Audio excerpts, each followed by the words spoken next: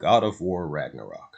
The newest entry in the God of War franchise by renowned developer and reoccurring PlayStation collaborator Sony Santa Monica Studios was released within the last 2 weeks on PlayStation 4 and PlayStation 5 respectively, and I had zero interest in playing this game when it was announced. For anyone who actively follows this channel, they may have noticed that I've purposely avoided talking about God of War Ragnarok to any major capacity outside of when Sony Santa Monica revealed Thor's design, which me and my co-host agreed that his design was below the bar of acceptable character design. Outside of that video, I have not made a single comment on God of War Ragnarok since, simply due to the fact that I had no plans whatsoever in playing Ragnarok. Not on release, not in a week, not in a month, not in a year, never. Ironically, the day this game came out, it was payday for me, and I usually have extra funds to burn, and with the game being the second one released this year to receive universal critical acclaim, with the first being Elden Ring, I decided to give the game a fair shot, with the sole intention of perhaps uploading a retrospective on it. Now, I paid full price for this game, not on PS4, but on PS5 to maximize the quality of this video's resolution and avoid any blurry footage, an issue that I noticed at points with my Horizon Forbidden West retrospective. I had no enthusiasm to play this game. I had no joy in making the purchase and walking out GameStop, where I was forced to buy the game considering it was completely sold out at the only other place in my town that sells video games. For anyone who's been a long-time follower of my platform, they would know that I absolutely hated God of War 2018, and I still hate that piece of shit even now. So much to my surprise when it comes to God of War Ragnarok, I liked it. I actually liked this game. To many of my followers, I'm certain you're surprised to hear me say this, but no one is more surprised than me. God of War Ragnarok is a good video game. It may even be a great video game. It's not a fantastic video game, but it's extremely solid. All of the core elements that make Ragnarok what it is took great care and attention to the little things. Now, is this game a 10 out of 10 masterpiece like the gaming journalists have rallied to express? No. Is this game the best God of War game in the entire series? No. Is this game better than God of War 1, 2, or 3? No, but it's certainly one of the better entries in the series. What I liked about this game is that it feels like Sony Santa Monica actually listened to some of the feedback during player research and addressed some of the criticisms of God of War 2018 all the way down to the game's intro, which starts off with an epic battle like a proper God of War game should, albeit on a much smaller scale compared to earlier entries of the series. Wait, we're not your enemy! What?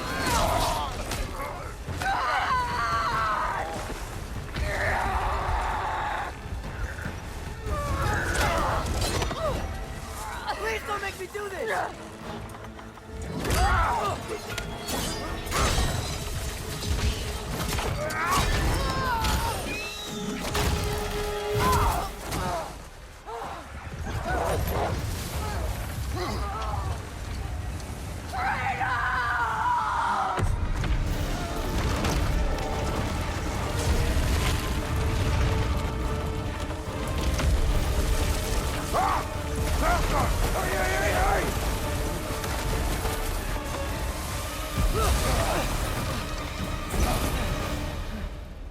We're through with Dave.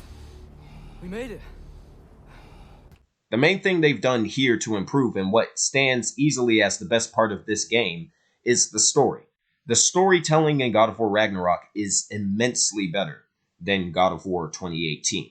There were several issues I had with God of War 2018's story, from its lack of explanation to connect the bridge between the end of God of War 3 and the emphasis on Greek mythology to this new Norse mythology world, to the Atreus character's very existence, annoying dialogue and characterization, to the complete butchering of Kratos as a character, making him effectively more empathetic without really explaining why he became that way, to the total absence of the mother character who drove the entire narrative and was the focus point for Kratos and Atreus' motivations from start to finish, which, by the way, they fucking show the mother in this game.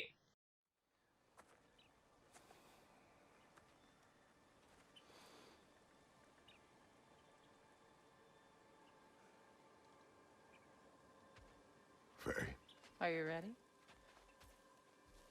You walk as though Emir himself sits atop your shoulders. This is your hunt. I will follow. Very well, Grumbles.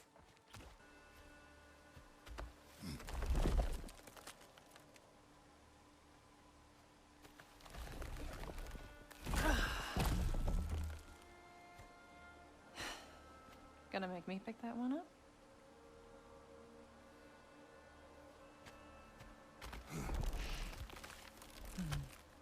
Good boy.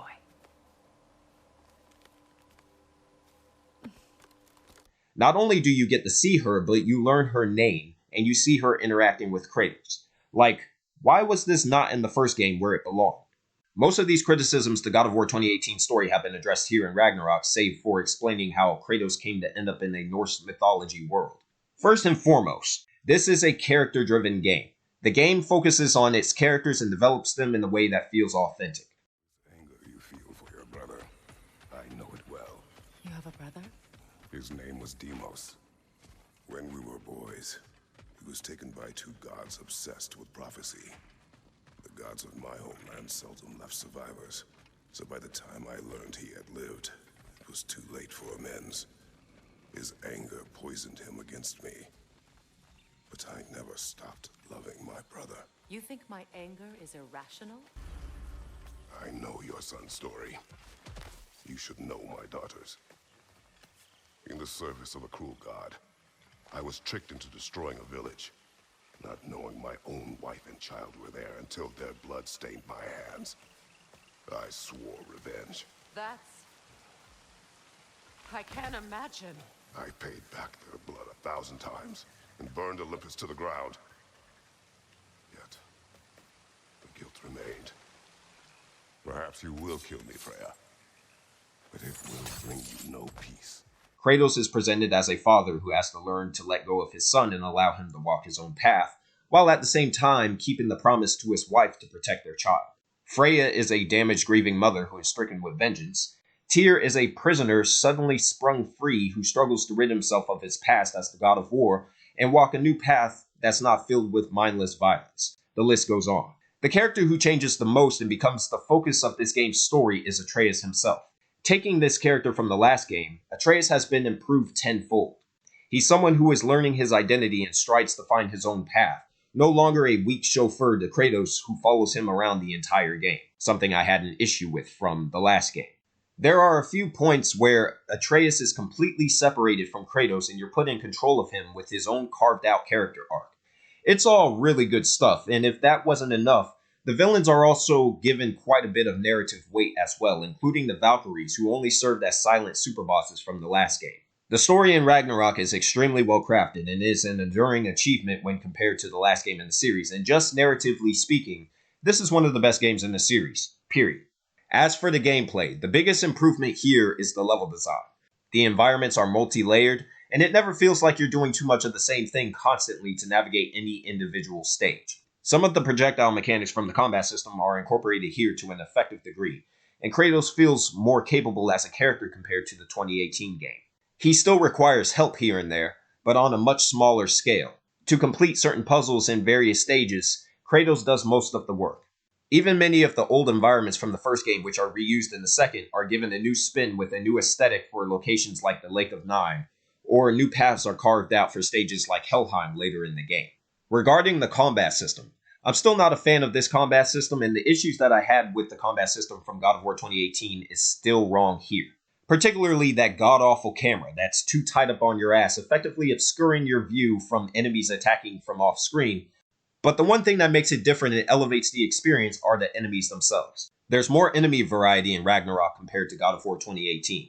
While not all of the enemies are fun to fight in this game, many of the larger creatures definitely make a good lasting impression every time one enters the screen.